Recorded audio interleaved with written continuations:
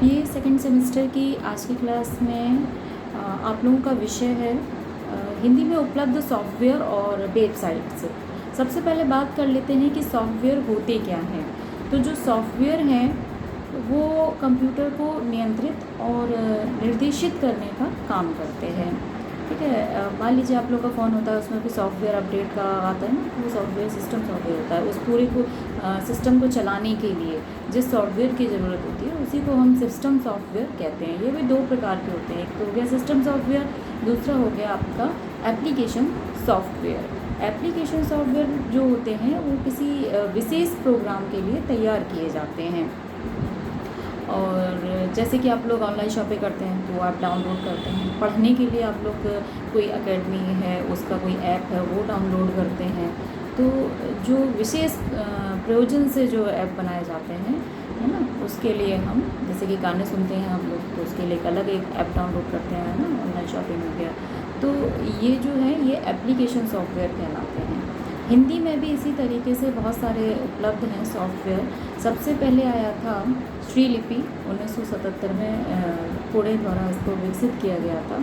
ये लिखने की शैली के ढंग के आधार पर था, किसी तरह से अक्षर आया था वो पत्र व्यवहार के लिए था।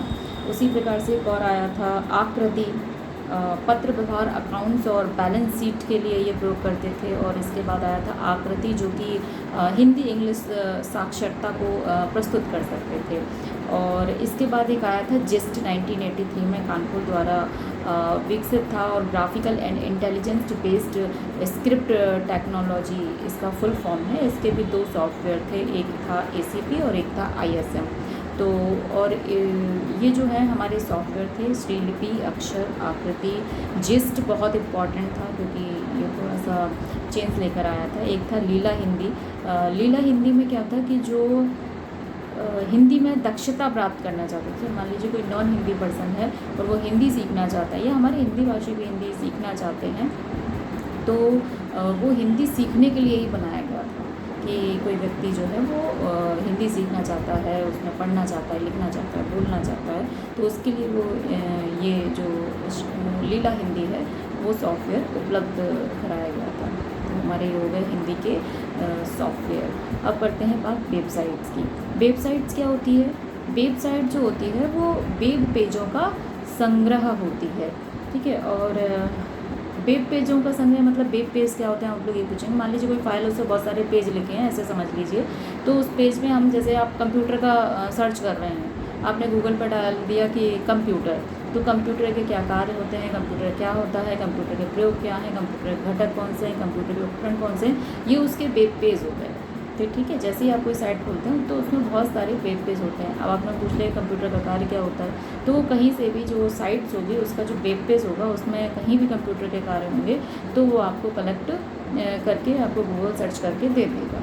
तो वो होते हैं हमारे वेबसाइट्स। ठीक है, और जो वेबसाइट्स है वो वेब पेजों का संग्रह होता है।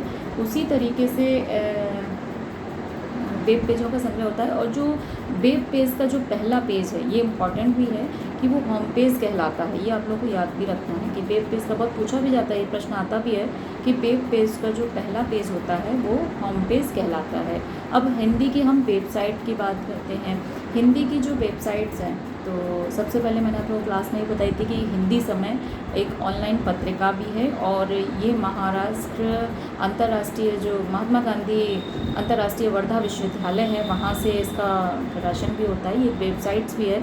इससे आप बहुत बड़े बड़े साहित्यकारों की रचनाओं को, उनकी कहानियों को, उनके जीवन परिचय को, अन्य विधाओं को आप उस पर पढ़ सकते हैं।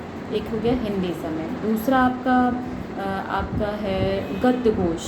गद्य कोश क्या है? बहुत सारे राइटर्स हैं और उस पर आप अपने किसी भी राइटर की पर आप क्लिक करेंगे और उसकी रचना को, सारी रचनाएं खुल जाएंगी। उस पर जो भी आप कविता गद्य पढ़ना चाहते हैं, उनकी जितनी भी कहानी, नाटक, उपन्यास हैं वो आपका खुलकर आ जाएगा। आप उस पर उनकी रचनाओं को पढ़ सकते हैं। गद्य कोश की तरह एक और है कविता कोश। कविता कोश जो है उसमें सभी रचनाओं की आपको कविताएं मिल जाएंगी। एक इसी तरीके से हमारी है 44 बुक की एक वेबसाइट्स है, ऐप्स है, मैंने हम लोग क्लास में भी बताया था इसके विषय में। ये इस पर आप फ्री बुक जो है वो PDF डाउनलोड कर सकते हैं, ये वहाँ बिल्कुल फ्री में PDF डाउनलोड करा देती है।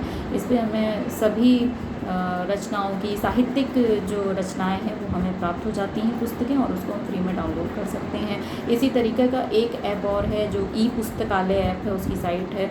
ई पुस्तकालय ऐप भी हमको फ्री में PDF डाउनलोड करा देता है। सभी साहित्यिक हमको हिंदी साहित्य से संबंधित जितनी भी हमको बुक्स चाहिए होती हैं वो हमको उपलब्ध हो जाती हैं। दूसरा साहित्य कुंज भी है जो कि हमारी हिंदी साहित्य से संबंधित वेबसाइट है। राजभाषा.in ये हमारी एक हिंदी की वेबसाइट्स है। एक और हमारी MHRD से, जो कि अब शिक्षा मंत्रालय हो गया, उससे चलती थी, नेशनल डिजिटल लाइब्रेरी.in करके चलती थी। उस पर भी आप लाइब्रेरी है, उस पर भी फ्री में ई पुस्तकें आप पढ़ सकते हैं, लेकिन उसमें आपको सबसे पहले रजिस्टर करना होता है या मेंबरशिप लेनी होती है। और वैज्ञानिक तकनीकी शब्दावली आयोग की एक वेबसाइट है CSDD.in करके। तो आप लोग ये बहुत सारी जो हिंदी की वेबसाइट काफ़ी सारी हैं ऐसे तो, लेकिन जो प्रमुख हैं वो मैंने आपको बता दिया है। तो ये थी हिंदी से संबंधित कुछ वेबसाइट्स। अब बात कर लेते हैं हिंदी साहित्य में लेखन सोशल मीडिया पर हिंदी लेखन कौशल की। अब बात करते हैं कि हिंदी में सोशल मीडिया पर लेखन कौशल की बात हो रही है। तो लेखन कौशल सोशल मीडिया पे यही है कि अपने विचारों की अभिव्यक्ति के लिए हम इसका अपने विचारों का प्रसार कर सकें, अपने आदान प्रदान कर सकें उनको। तो ऐसे हमारे सोशल मीडिया साइट्स बहुत हैं। फेसबुक है, जैसे कि ट्विटर है, व्हाट्सअप है, इंस्टाग्राम है और ब्लॉग्स हैं। तो जो सबसे पहला जो ब्लॉग लिखा गया था वो आलोक कुमार ने लिखा था 9-2-11, और इसको चिट्ठा नाम से जाना गया था। सबसे पहला ब्लॉग यही है। उसके बाद हमारी जो सोशल नेटवर्किंग साइट है, जैसे कि फेसबुक है, 2004 में आया था। मार्क जुकरबर्ग इसके संस्थापक है, जो कि हार्वर्ड विश्वविद्यालय के इंस्टीट्यूट थे। ये एक निःशुल्क सोशल नेटवर्किंग साइट है। इस पर हम अपने परिचितों से जुड़ सकते हैं। समूह बनाकर हम अपने विचारों का आदान प्रदान भी कर सकते हैं। उस पर कमेंट भी लिख सके जाते हैं, तो हमें लोगों की राय भी पता चल जाती है। ठीक है, तो ऐसे ही हमारा फेसबुक के साथ हमारा व्हाट्सअप ग्रुप है। व्हाट्सअप भी हम अपना मैसेज टाइप करते हैं, चैटिंग करते हैं उस पर। ठीक है, उस पर हम अपना वॉइस कॉल कर सकते हैं, वीडियो कॉल कर सकते हैं, इमेजेस भेज सकते हैं, है ना। ये सब निःशुल्क साइट हैं। ट्विटर है, ट्विटर भी लघु संदेशों को हम भेजते हैं उस पर। इसे 4 लोगों ने बनाया था, जैक डोरबी, नोआ ग्लास और ब्रिजस्टोन, और एक थे इवॉन विलियम्स। इसे रूबी ऑफ रेल्स के प्रोग्रामिंग उपयोग पर बनाया गया था। और जो रूबी ऑफ रेल्स है, ये एक एप्लीकेशन थी, प्रोग्रामिंग लैंग्वेज की एक एप्लीकेशन थी ये, उसके माध्यम से ये ट्विटर बनाया गया था।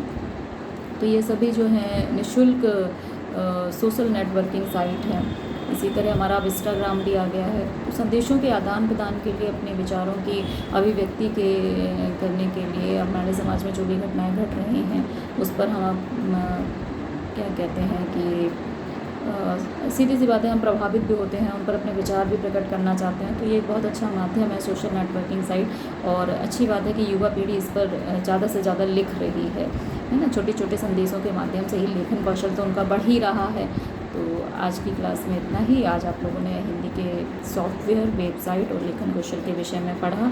आज की क्लास में इतना ही।